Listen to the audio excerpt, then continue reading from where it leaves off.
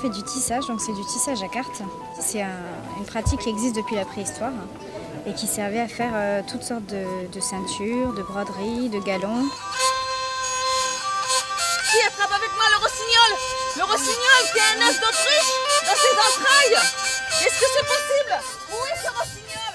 Pourquoi avoir créé cet événement? Donc la tour a été acquise par la mairie en 2001.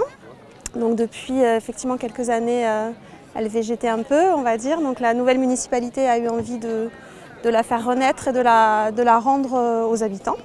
Donc le site a été classé site remarquable par l'agglomération d'Agen, ce qui a permis une aide financière non négligeable, et il y a eu des appels à projets autour de la Garonne auxquels on a répondu pour également obtenir des financements, d'où ces premiers travaux et ces premières manifestations autour du site.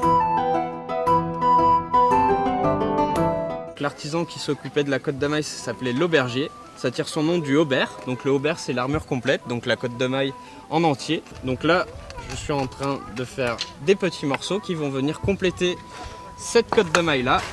Et petit à petit, on arrivera à une côte de maille complète.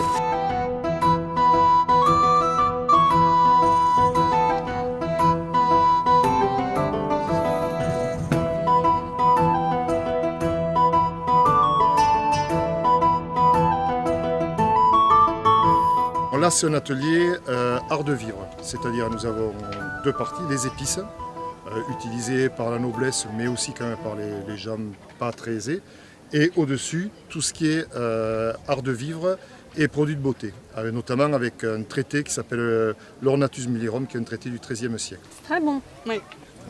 C'est beaucoup plus doux que le vin précédent, ça n'a rien à voir. Mais il faut se méfier des douceurs parce que des fois, c'est pire que... Je suis bien d'accord.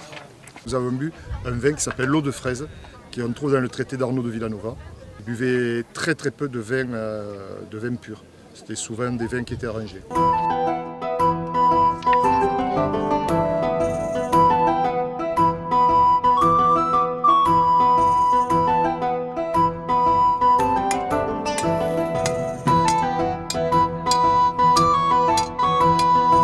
C'est très ludique, j'avais jamais eu l'occasion encore de faire ça auparavant.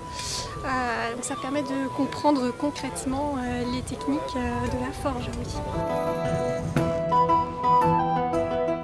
Alors sur le stand d'armes, ils vont pouvoir déjà découvrir un petit peu ce qu'on propose en termes d'armes qui étaient utilisées au XIIIe siècle. Donc sur de l'archerie, arbalète striée et les armes d'astre, qui sont l'essentiel de nos armes à nous, parce que nous sommes une troupe de routiers, mercenaires, sans foi ni loi. L'idée, c'est quand même de faire de la tour un lieu de vie, on va dire au quotidien, donc d'en faire un site d'exposition, d'observation, de venir faire des ateliers, des animations de manière régulière avec les scolaires, des échanges interculturels, tout un tas de projets à réfléchir. Je chante